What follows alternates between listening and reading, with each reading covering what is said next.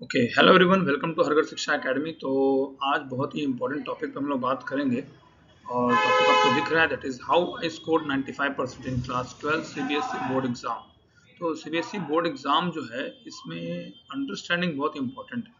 अगर आपको मार्क्स अच्छे स्कोर करने हैं तो उसके लिए आपको क्या क्या करना है, ये टिप्स बहुत ज़रूरी है। मेरा कर्तव्य है, ये टाइम मुझे नहीं मिल पाया, मगर आज थोड़ा सा टाइम मिल गया तो मैंने सोचा कि एक मैं क्लिप शेयर कर दूँ सभी बच्चों के लिए, ताकि आप लोगों के आगे यूज़फुल रहे।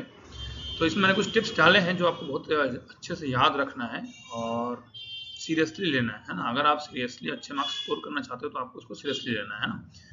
तो चलिए टिप्स पे डिस्कस करते हैं। I will be discussing the next tip. जो टिप्स मैंने यूज़ किया एक्चुअली प्रैक्टिकली, जो मुझे हेल्प किया, like be target oriented and not time oriented. इसका मतलब क्या है? टारगेट ओरिएंटेड का मतलब क्या है? आपको एक टारगेट सेट करना है। जैसे आपके अगर एग्जाम में कोई 20 चैप्टर आने वाले हैं तो आपको तो 20 चैप्टर पूरे खत्म करने हैं ना। तो एक ही दिन में खत्म करोगे या पहले से करोगे, है ना। तो अगर आप शुरू में ये टारगेट सेट कर लेते हैं कि मुझे आज एक चैप्टर खत्म करना है, इसका मतलब कि खत्म करना ही है। भले आपको गेम्स को स्किप करना पड़े, हो सकता है आपको डिनर स्किप करना पड़ जाए, तो ये कोई मजाक वाली बात नहीं है। ये एक नशा है, ये पढ़ाई भी ना।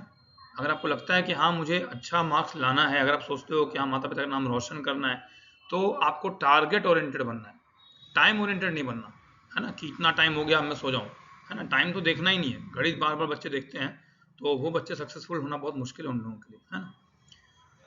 हाँ, टारगेट रखोगे कि हाँ मुझे इतना चैप्टर खत्म करना है, या मुझे मैं किस में वीक हूँ, उस पर आप फोकस करके कैसे भी उस पर प्रैक्टिस कीजिए। भले आपको कुछ चीज़ें स्किप करनी पड़े, है ना, लेकिन पढ़ना तो उसी हिसाब से पड़ेगा जैसे हम लोगों ने पढ़ा है, वैसे आपको बता रहे हैं, ठीक है। So the next most important topic, complete your NCERT book thoroughly. लोग बहुत मोटे मोटे बुक लेकर जाते हैं मेरे पास, और उसमें से एक भी क्वेश्चन जैसे मान लो नहीं हो रहा है, तो जब मैं उनसे एनसीईआरटी का पूछता हूँ तो उन्हें एनसीईआरटी का एक भी क्वेश्चन नहीं आता। तो एनसीईआरटी का बुक जो है सबसे इंपॉर्टेंट है। आपका सिलेबस जो है एक्चुअली एनसीईआरटी ही है। एक दो क्वेश्चन थोड़े डिफिकल्ट भी आ गए तो एनसीईआरटी में भी डिफिकल्ट होते हैं, उसी से आता है। अगर एक दो क्वेश्चन बाहर से भी आ गया, तो अगर आपने एनसीईआरटी के सारे क्वेश्चंस कर लिए तो नो डाउट कि आप वो भी कर पाएंगे। और मैंने खुद एनसीईआरटी के बुक से ही पढ़ा है। हाँ, जब एनसीईआरटी आपका खत्म हो जाएगा उसके बाद आप कोई भी बुक पढ़िए, कोई मना नहीं कर रहा है, बट एनसीईआरटी का एक भी क्वेश्चन या एक भी टॉपिक आपको स्किप नहीं करना है। अगर एनसीईआरटी का आप एक भी टॉपिक स्किप कर रहे हैं तो फिर वो रिस्की है ना। क्योंकि अगर वो हार्ड क्वेश्चन भी है और एनसीईआरटी में है तो उसको लोग मानेंगे कि बहुत ईजी क्वेश्चन है, because it is in NCERT. अगर एनसीईआरटी में है तो आपको तो मान के चलना पड़ेगा कि दैट इज ईजी, चाहे वो आपको टफ लग रहा हो।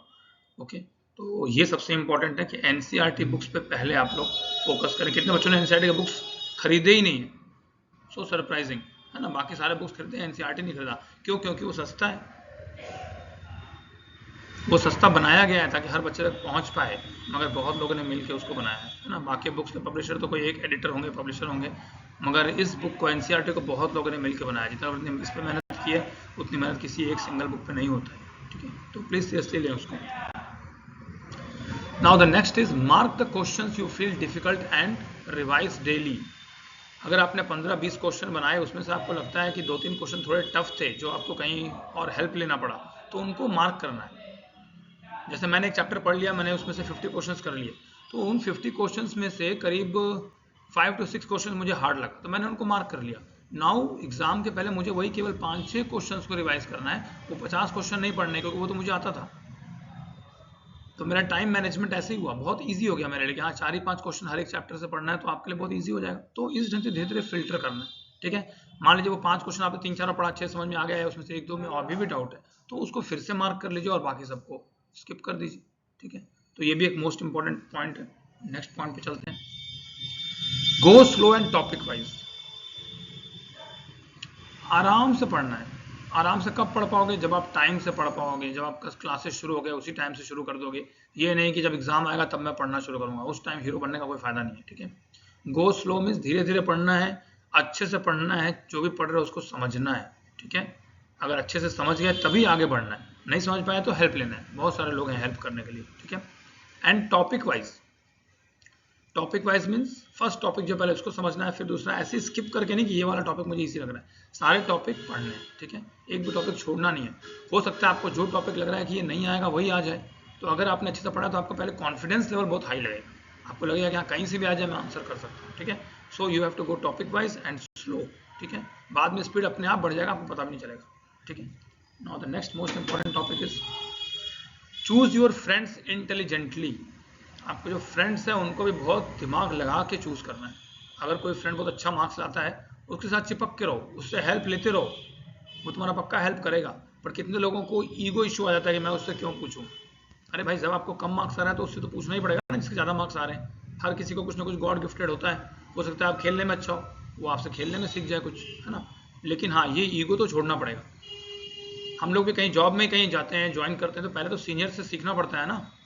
और अगर कोई हमसे जूनियर है और उसको अच्छे से वो चीज़ आता है, उसका नॉलेज है, कोई भी रीज़न हो सकता है, क्यों है वो तो पता नहीं, पर किसी वजह से हो सकता है उसके पापा उसी फील्ड में हो, तो हम उससे हेल्प लेते हैं ना। Similarly you have to take help, ठीक है। With intelligent friends only you have to time pass, okay. Time pass भी करना है तो इंटेलिजेंट फ्रेंड्स के साथ, वो ऑब्वियसली आपको कुछ ना कुछ नया सिखा देगा, ठीक है। नेक्स्ट जो मोस्ट इंपॉर्टेंट टॉपिक है that is discuss questions with your friends as frequent as possible. जितना ज्यादा हो सके you have to discuss different topics with your friends. कुछ नहीं समझ में आ रहा तो उससे पूछो, यार इसका मतलब मुझे समझ में नहीं आ रहा, पता नहीं क्या है ना। जोक में बहुत सारे क्वेश्चंस के आंसर आ जाते हैं और वो याद रहते हैं। तो उससे डिस्कस करने क्या फायदा है, जो आप कॉपी में पढ़ के रटोगे और जो दोस्त से डिस्कस करोगे, दोस्त से जो डिस्कस करोगे वो ज्यादा याद रहता है, ठीक है। ये प्रैक्टिकली देखा गया और मैंने खुद चेक किया इस चीज़ को। हम लोग कहीं भी बैठे हैं, चाय पी रहे हैं, तो किसी से भी पूछ लो कुछ क्वेश्चन, अगर वो टॉपिक उसको अच्छे से आता है वो एक्सप्लेन कर देगा, because he will also try that वो सबसे अच्छे से एक्सप्लेन कर पाए, तभी तो उसका इंप्रेशन भी जमेगा ना। पब्लिकली डिस्कस करो तो और भी अच्छा है, लेकिन अगर आप प्रैक्टिकली लोगों से बात करते हो तो आपको वो परमानेंट याद रहता है, ठीक है। तो एग्जाम में आपको पक्का वो काम आने वाला है, ठीक है। तो आपको उसको बुक से पढ़ने की जरूरत नहीं पड़ेगी, okay. Now the next important topic is go through the previous year's questions asked in CBSE chapter wise. Previous years में जो क्वेश्चंस पूछे गए हैं उनको पूरा चार्ट दो, वो बहुत इंपॉर्टेंट है। जो भी पिछले साल, पिछले 10 साल, 5 साल जो पूछे गए, but you have to go chapter wise. CBSE के सैम्पल पेपर्स कुछ आते हैं जो चैप्टर वाइज होते हैं और कुछ होता है बिल्कुल खिचड़ी टाइप, उसमें किसी भी टॉपिक्स उठा के किसी में भी दे दिया। वैसे नहीं, वैसा बुक परचेज करना है जिसमें चैप्टर वाइज हो। जैसे मान लो एक लीनियर अलजेब्रा है, तो लीनियर अलजेब्रा पे ही सारे क्वेश्चंस पहले होने चाहिए जो भी किसी साल में पूछा गया हो। क्योंकि मैंने दोनों टाइप के सैम्पल पेपर देखे थे, मुझे ये वाला पसंद आया था जो चैप्टर वाइज था। एक चैप्टर पढ़ा, उससे हमने सारा सीबीएसई के क्वेश्चंस सैम्पल पेपर लेके कर लिया। और कितने लोग सैम्पल बुक लास्ट में खरीदते हैं, that is very bad. Sample book आपको शुरू में ही खरीदना है, शुरू में खरीदो, एक चैप्टर पढ़ो और उससे क्वेश्चन सारे प्रैक्टिस करो जो सीबीएसई में आ चुके हैं, काफी हो गया। एग्जाम के टाइम खरीदने से तो पैसे तो उतने ही लगेंगे ना, कौन सा आपको उसमें बहुत फायदा होने वाला है, ठीक है। और एक क्वेश्चन पर मान लो प्रिंटेड नहीं है तो वो तो लास्ट में ऐसे ही गूगल से प्रिंट ले लो, ठीक है। But you have to go through the previous year questions asked in CBSE chapter wise, ठीक है, ये याद रखना। Increase your self study time from today itself. अगर अभी तक नहीं किया तो अब कर सकते हो। क्या? You can increase your self study time. खुद से जो पढ़ रहे हो वही बहुत इंपॉर्टेंट है। स्कूल गए, मान लो कोचिंग गए, किसी टीचर से पढ़ लिया और खुद पढ़ने का टाइम ही नहीं है। जब तक आप खुद अपना दिमाग यूज नहीं करोगे, आपका माइंड शार्प कैसे होगा? कोई चीज़ नहीं समझ आ रहा, पहले अपने दिमाग से कोशिश करो। कितने लोग ब्लैंक छोड़ते हैं पेपर में, तो आते ही नहीं आता तो डायग्राम बनाओ, सोचो, जितना कर सकते हो उतना तो करना ही है। अटेम्प्ट के भी मार्क्स मिलते हैं। कितने लोग सॉल्यूशन सही कर देते हैं पर उन्हें 5 में से 4 मार्क्स मिलते हैं क्योंकि उसकी हैंडराइटिंग बहुत खराब है।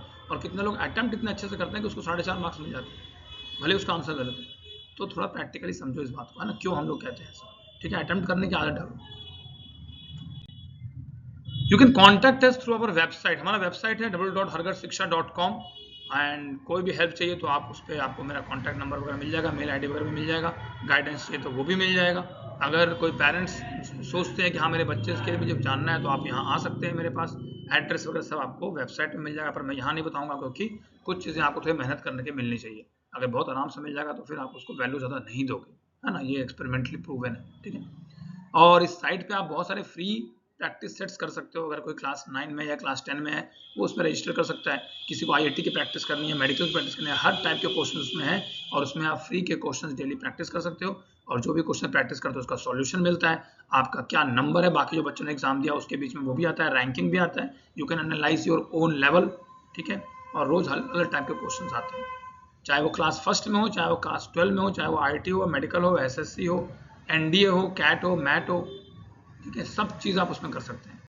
तो इस साइट पे लेकिन आपको जाना पड़ेगा, क्लिक करना पड़ेगा, थोड़ा मेहनत करना पड़ेगा, है ना। तो बाकी फ्री गाइडेंस के लिए मेरे पास आप कभी भी आ सकते हैं। That's all. और एग्जाम का टाइम है इसलिए मैंने सोचा ये वीडियो डाल दूँ, हो सकता है कुछ बच्चों में कुछ जोश आ जाए। और best of luck for the exams. That's all, bye.